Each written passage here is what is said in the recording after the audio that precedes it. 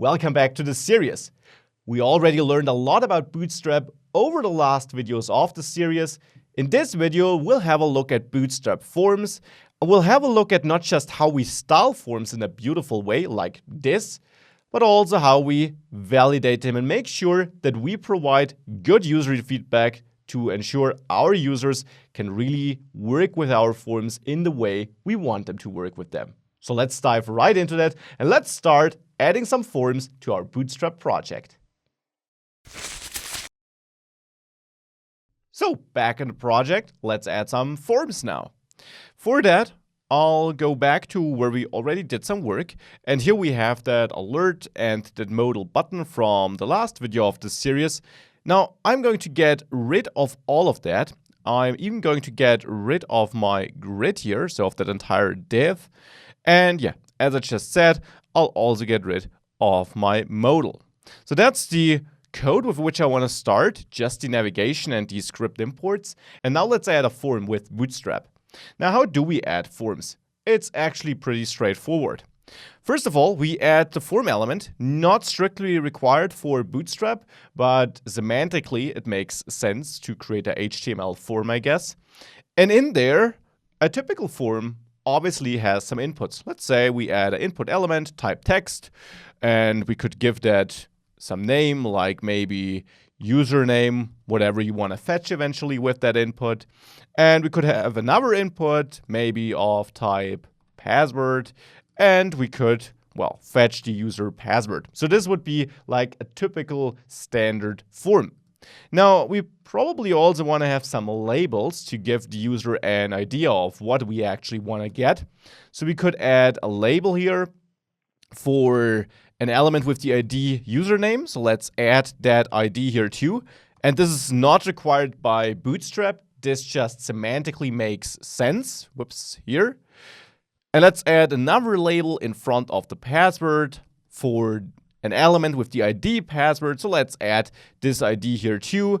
This for attribute here simply ensures that screen readers can understand to which input this label relates. Now we should put some content between the label opening and closing tags. So here we want to fetch the username, and here we want to get the password, let's say.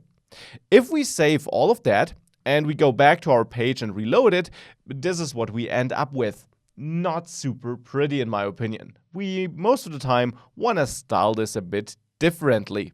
And Bootstrap actually makes styling this differently really simple.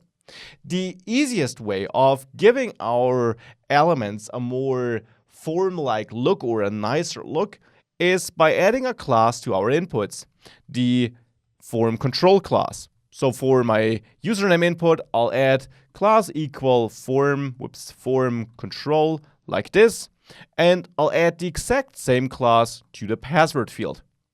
Only to these. I didn't add anything to the labels at this point of time. Now if we reload, we already see a drastic change.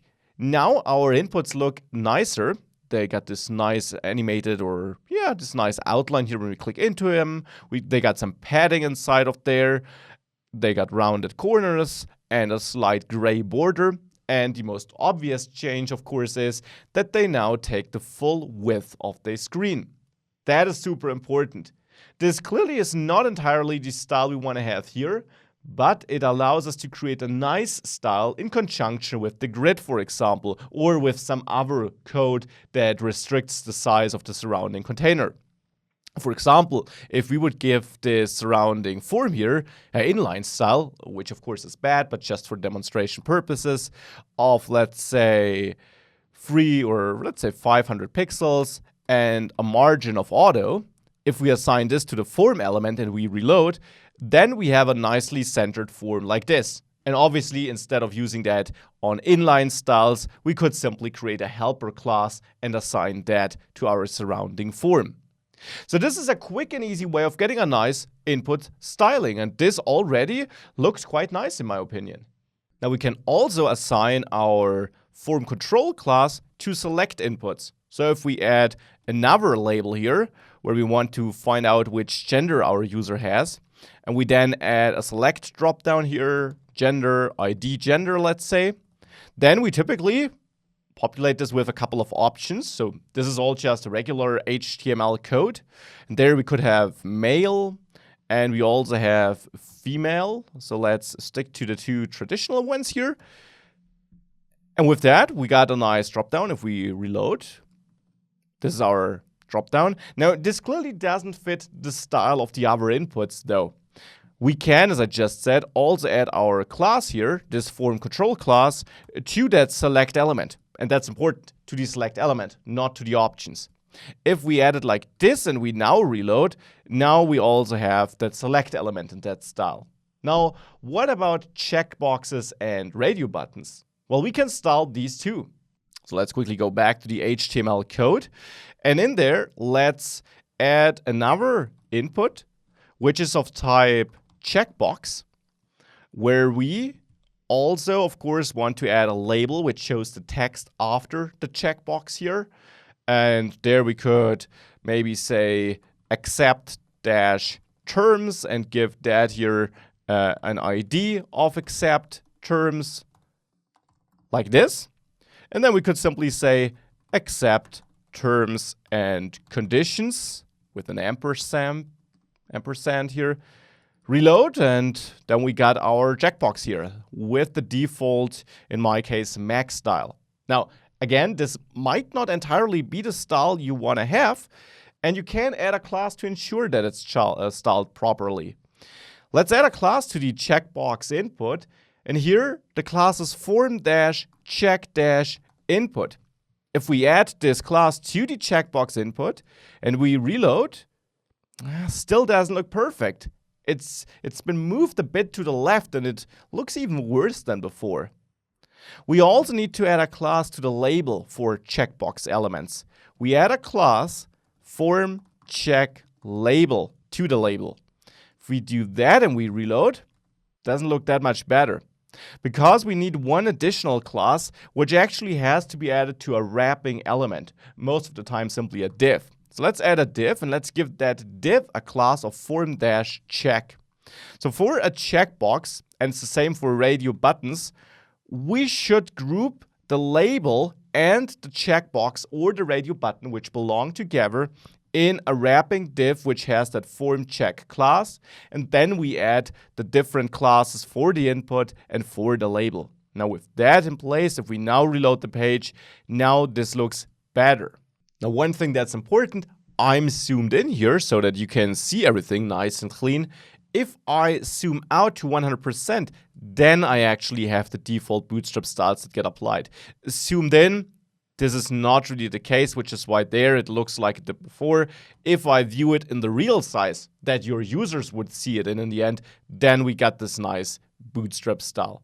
So with that, we got a checkbox added, and for radio buttons, it's essentially the same approach, the same way you add styles and classes. Also with the form-check CSS classes you attach. This is the simple way of creating a form or styling a form and the form inputs.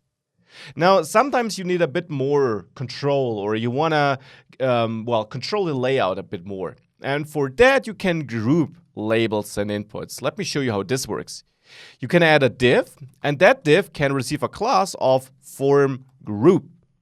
Now, you would take your label and input, the two which belong together, and put them inside of such a form group. If you do that and you then save that, so here I only wrapped the first pair into a div. If you save that and reload, now you see the thing that happened basically is a little bit more margin was added at the bottom of that group to separate it a bit more from the following element, which often is what you want. So if I repeat this again, div with a class of form group, and then I take my second pair of label and input and I put it in there, and I do it one last time for that div here, or for that select dropdown, I should say, and put that in here too. Then we got a little bit of a cleaner form with more distance between the elements, which often, leads to a better user experience, leads to a nicer style which you want. So grouping elements with form group is not required, but something you can do if you want to separate the different, groups of form inputs a bit more from each other. So this is a nice and basic way of styling forms. Now, before we move on to validation styles, so to show errors and so on, or buttons, let me also show you a different way of styling this. Right now, we got everything structured beneath each other, and often that is the look you want. But let's say we now also add two new groups here, at the top of the form maybe. A group for our first name, and a group for our last name. So I simply changed everything to first and last name. If we go back, we got two new fields. Nothing wrong with these, but maybe you want to position them next to each other. And how would you do that? Well, you can achieve this with the help of the Bootstrap Grid you already learned about. What you can, of course, do, you can go into your form, and now I will remove that inline style. You can go into your form, and in there, let's add a normal row. You can also add in a container, but as I said in the grid video, the container class is actually not required. So we can just add a row here, and in that row, we could add a column, and in that column, we could add our first form group, and then we add another column next to it, where we add our second form group. Now with that, if we just quickly restructure this code, if we now reload, we got full screen width again because I removed that inline style that restricted the width. But you also see that the first two elements are now in a row next to each other. And we still have that nice margin to the bottom, so to the other element, because that still is in its form group, as our elements in the row here are. And with that, we're now taking advantage of the grid for more advanced form layouts. And that is something you absolutely have to keep in mind. The grid is perfectly fine and intended to be used in conjunction with forms. If you got any form, which should be more than just element after element after element, use the grid as you see it here. Create columns and position them next to each other. And of course, we can now again restrict it a bit. So let's add another inline style to the form or attach a CSS class in general. And in there, or since we have a CSS file, why don't we use that? So let's maybe create a main form class here. And let's give this a width of, let's say, 450 pixels and a margin of auto to center it. And let's then use this main form CSS class on our form element here. So that's a custom form class now. And now if we reload that page, it's centered again, but now we got the first two elements still sitting next to each other due to our grid. And of course, you can use all the grid features here. You can use the responsive grid classes to only put elements next to each other on bigger screens and put them beneath each other on smaller screens. All the fun stuff you learned in the grid video and in the official grid docs, you can use it here. So using the grid in conjunction with forms, definitely something you have to be aware of. And as you see, you can even mix it. Here I'm using a grid row for the first two elements, and thereafter for the other elements, I'm not using a grid. We could do that. We could use rows and columns there too, but we can also not do it because we don't really need a grid down there. So you're really flexible when it comes to this, and that is something you should keep in mind. So that's the grid used in a form. Let's fast forward to validation now. So let's assume we can submit our form. And of course, our form then can be valid or invalid. And Bootstrap offers us a couple of ways of signaling this to the user. So how does it work? First of all, Bootstrap offers a couple of helper classes which we can manually add to our elements, to our form elements, to change the appearance of the inputs, for example. Let me show you what I mean. What we can do is we can go to an input, let's say to the first name, and let's say we validated it on the server. So the form was submitted, and on the server we found out that it's invalid, that the first name is invalid. Now what we typically do is we send back the page from the server, and we add CSS classes to the inputs which were incorrect to signal, well, that they were incorrect and to give the user some UI help in filling the form out correctly. So what we do is we go to that input which we want to mark as invalid, where we have the form control class, and we can add the is-invalid class to it. By the way, there also is a isValid class in case you want to mark it as such to give a clear feedback that this input was valid and doesn't need to be changed. So we added isInvalid here. If we now reload, you see it has a red border. This is added by Bootstrap automatically, and it has a red outline too if we click on it. So this is added by Bootstrap, and this, well, makes it clearer that this is invalid. Well, maybe we also want to add some help text, and we can add a div here below the element where we say, looks good. Now, if we save this and we go back and we reload, we got this black text here, nice, and we would render this conditionally on the server to make sure it's only there when the form is actually invalid. But to also give this a red text color, we also add a class to that, and that would be invalid-feedback. If we do this and we reload, now it has a slightly different style and looks nicer as some additional info added to the input. By the way, you can always add a little help text, let's say below the last name, by adding a div or a small element actually below an input with your help text, like this should be your last name in case it wasn't clear by the label already. And on that element, you add a class which is form-text. And if you save that, now you got this tiny text below the element too. Now, unlike the error text, this has to be a small element here. The error text can be a div. That's important.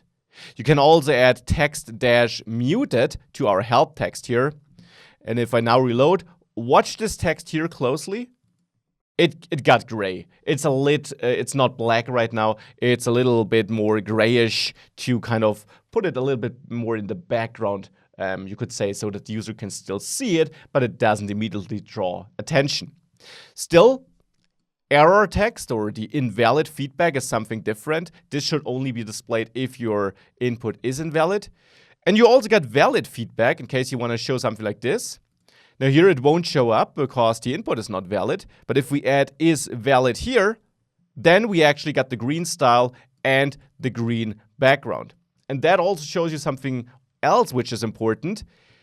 The invalid text, and the same is true for the valid text, only shows up if the input element prior to it has the is valid for the valid text or the is invalid for the invalid feedback class. So only if we have is valid here, the valid feedback shows up, and only if we got is invalid here, the invalid feedback will show up. Otherwise, this won't be displayed. So you still should render it on the server side only when needed, but Bootstrap also only will display it if it's really there. So that was a lot to digest, but in the end you got these classes and features so that you can really provide the best possible user feedback by adjusting the right classes and by taking advantage of Bootstrap only showing the text which makes sense for the given input. So this is how you can add your own validation classes. Bootstrap also is capable of taking advantage of automatic validation on the front end. Now, what do I mean with that?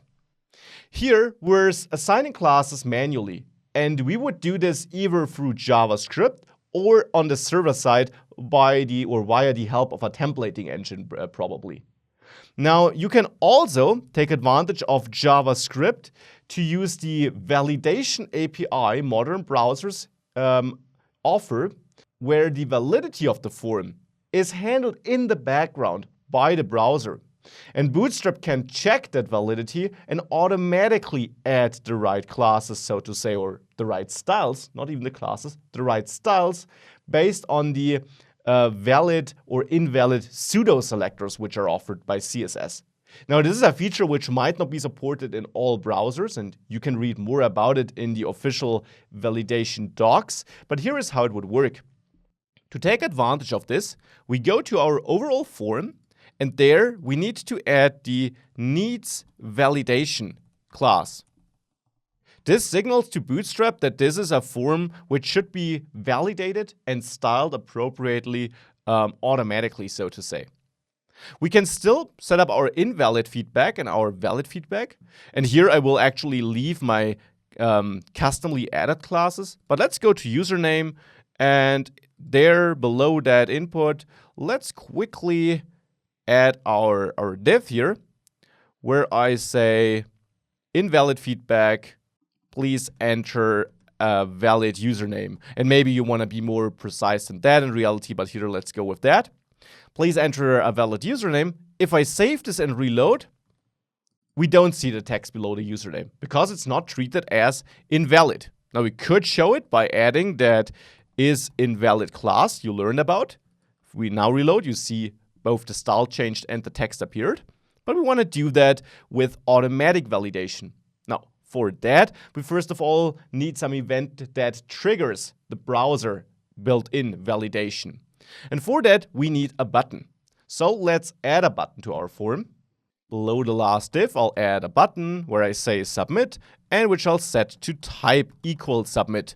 We'll work on the styling of the button soon. For now, let's make sure we have one. If I click submit, it just sends the page to the server and nothing else happens. Now what I want to do here is I want to validate the user input on the client as you do it with many JavaScript solutions like Angular, React, and so on, and then send a request behind the scenes if it is valid. Now we won't send a request here, but I want to do the validation. And you could take advantage of any built-in validation method the framework of your choice offers you, but you can also do it manually. Now for that, we need to add some JavaScript code. So at the very bottom here, I'll add some script code. And you could outsource this into a separate file, of course. I'll write it inline. And there, I will get access to my form here by using the document query selector method and access my form element by its tag. Or maybe a better way is to select by the needs validation class. And you could use query selector all in case you got multiple elements with that class. You need to loop through them thereafter though. Here we don't need to loop through them because we're only selecting one, the first element that has this class. And now in there, we can add an event listener. So add event listener for the submit event, and then provide a function that should be executed when this event occurs. We'll receive the event object that's passed in automatically by the browser. And in there, we can now check if our form is valid. We do this by calling check validity, a built-in method offered by the browser. And if that is false, then we know that the form is invalid. And here, we can then prevent the default so that no request is sent, and we can stop the propagation. So this would even work with approaches where you're not sending the form data with an AJAX request, but you want to have a normal form submission, but only if it's valid. So here we're stopping this normal form submission if it's invalid. And we'll also set a form by a class by accessing the class list of the form and adding the was validated class. Now that's an additional class you need to add. So this would be added next to needs validation. And this will then make sure that Bootstrap assigns the right styles to the elements, to the inputs inside of the form that are invalid. Now, how is Bootstrap, or not Bootstrap, the browser determining whether something is invalid or not? You need to use some built-in attributes. So for our username, for example, which is a text input, we can add the required attribute to tell the browser that this input is only valid if it's not empty, because it's required.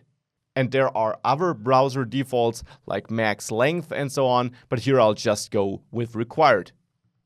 Now if I reload, we get the same look as before. Please note that our default or manually added classes are still doing their job. But if I hit submit with the username being empty, we actually get that default hint by the browser. Now that's not Bootstrap doing its job, that's the browser, and I don't want that. So we first of all need to disable this to make sure that our JavaScript code can kick in, because this will actually prevent the submission anyways.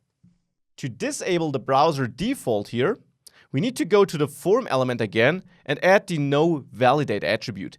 This will disable the browser default check so that our JavaScript code runs and we can do our manual check and then let Bootstrap assign the classes. So reload the page again.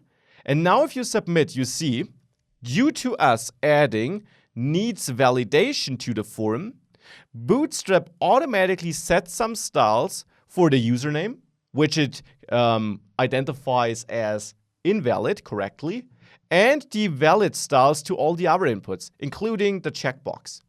And if we inspect the invalid element, or also the valid ones actually, if we inspect them, we can see on the right that the style getting applied is using the invalid pseudo selector, which is available because of the browser built-in validation we're taking advantage of.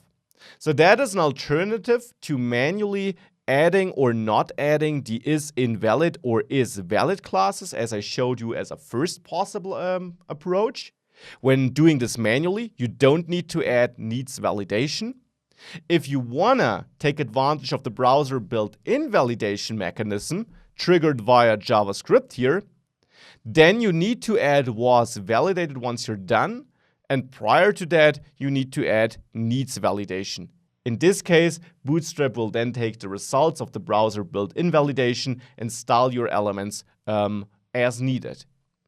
So this is how you can validate Bootstrap forms. And as always, check out the official docs to learn more about that. Now let's finish this video by also styling our button. Styling buttons is super easy. And as always, link to the official docs can be found below the video. You style a button, like our submit button here, by adding a class, and the class is the button class, but then also an additional class which doesn't just define some defaults like border radius, but also a specific background color. And there you got a couple of available things like primary, which takes your primary theme. If I save this and reload, then we see the button has this look because the primary theme color is blue here. Secondary would be a gray and would also be available, but we also got success, danger, warning, info, basically the classes you already know from the alert video. Success, for example, would turn this green. These are the default classes we can add. Now, sometimes you also want to have kind of an inverted button where you only have a border but a transparent background. For this, you can simply add an outline between the button and the success part, or the info, or whatever color you use. So button outline success added to just button will lead to this style. Still a button, which has this nice hover effect, but which by default only has a green text and border. And of course, that's available for danger and so on too. Last but not least, it can be interesting to also disable a button. For this, I'll switch this back to just primary button. Now, if we add the disabled attribute to the button, which you of course could also add programmatically through JavaScript, then you would also get a nice disabled style by default, which clearly indicates that this button can't be clicked. And only if disabled is removed, it'll look like a clickable button again. So this is the last thing you should know. This is another way of styling the buttons or taking advantage of indirectly applied styling. And with that, you got all the knowledge you need to build beautiful and flexible forms with the help of Bootstrap. You know how to add form elements and style them correctly, how to structure them with form groups, how to structure them even more and create more advanced layouts with the form or the normal grid inside the form, how to validate forms either manually or automatically, and how to style buttons. I hope you liked the video, and I see you again in the next videos. Bye.